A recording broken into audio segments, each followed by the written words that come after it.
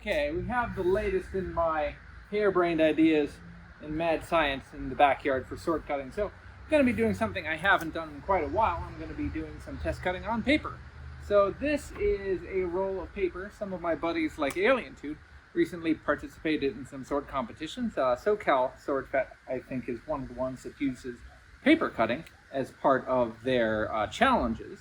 So this is heavy-duty paper. This is 70-pound paper for like painting or construction, what have you. And this is quite wide. So this is, I think, 35 inches. I'd have to double check. So this may be a little wider than what's used in the tournament, but I got it real cheap from Home Depot. I think I got $12 for however many 100 feet of paper. So this is what I have. So we'll try it. Now, my rig is less than ideal. It's just hanging from a single point. It's going to be pivoting. The wind is trying to blow it.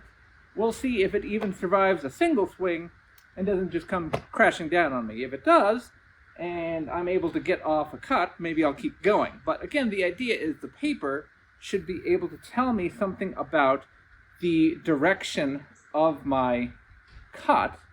In a cutting competition, they're going to be watching not only your edge alignment and how straight your cut is, but they're also going to be watching your form. Now, I don't have any audience or judges here watching my form, so you guys at home can watch my form, and I'll watch the paper and see how good my cuts are. So, yeah, it's blowing quite a bit in the backyard. We'll see what this looks like. The paper may run away from me, but we'll give it a shot. Let's see. Will the paper advance? All right, step one complete. It does advance. We will start. All right, guys, how many of you who've done paper cutting have done it against a flying, floating target? If it actually faces me, and it doesn't just fly all the way over there, this will be more like real combat.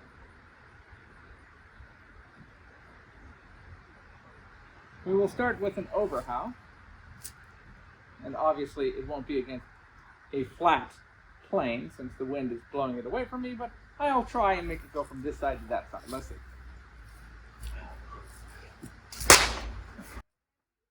So it tore slightly, but the rest of the line was pretty clear. Let's go fly a kite up to the highest height. Let's go fly a kite and send it soaring up through the atmosphere, up where the air is clear. So my line seems good, but the sword is tearing at the beginning. So I don't know if that means that I'm catching it with the foible or something is going on with my alignment. The rest of the cut is quite nice. It might be that the paper is waving and I'm not hitting it flat. That's kind of interesting. I'd really like to know why it is not going in cleanly, especially because I'm cutting with, so this side has both a blunt side and a sharp side, and I'm hitting it with the sharp side, so you would think that it would make a clean entry. Okay. Unterhow has no problem. That's much more what I was hoping to see. Nice clean line all the way through. Okay.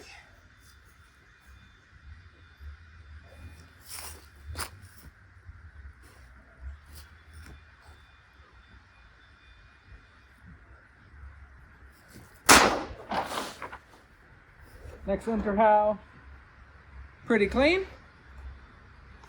Maybe a little bit of wobble there at the end. I'm intentionally making it a little bit longer as I think that minimizes the amount of kiting, but when the wind really kicks up, there's not much I can do about it.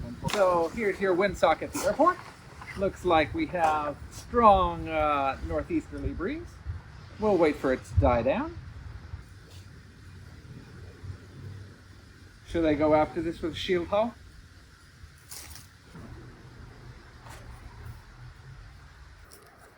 Middle hull. Pretty straight, but not perfectly in line. I'd like to do that slightly better.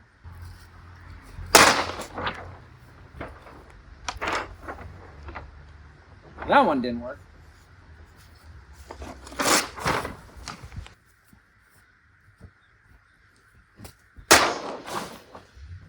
Much better.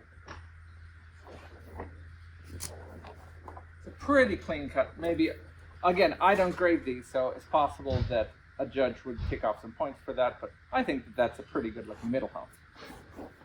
Just for fun, let's try a lighter sword, since I was working with a pretty heavy longsword. Didn't cut quite deep enough, but I think that the paper ran away from me. It's possible that I missed my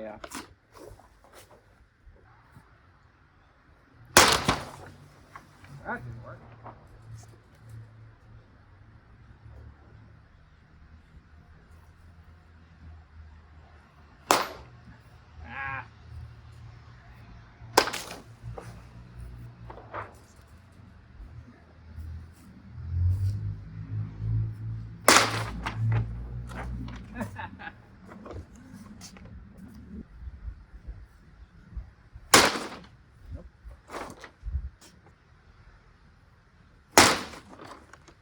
Wow. Those are really bad underhouse. You gotta work on that. Middle hull.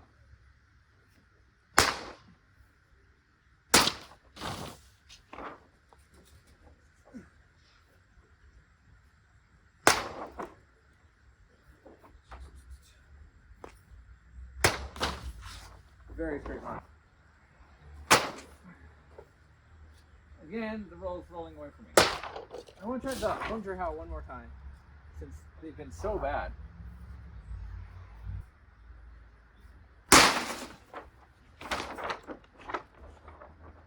What is going on?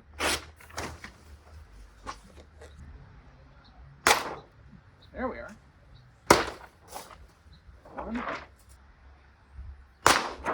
2. All right. So I need to work on my Unterhaus for the Sabre, apparently. And it's a little tricky because the Sabre isn't as long and I'm going like this and the paper's running away from me. So it definitely needs to work. So, mixed opinion on how well this is working. The setup is imperfect. It was fun.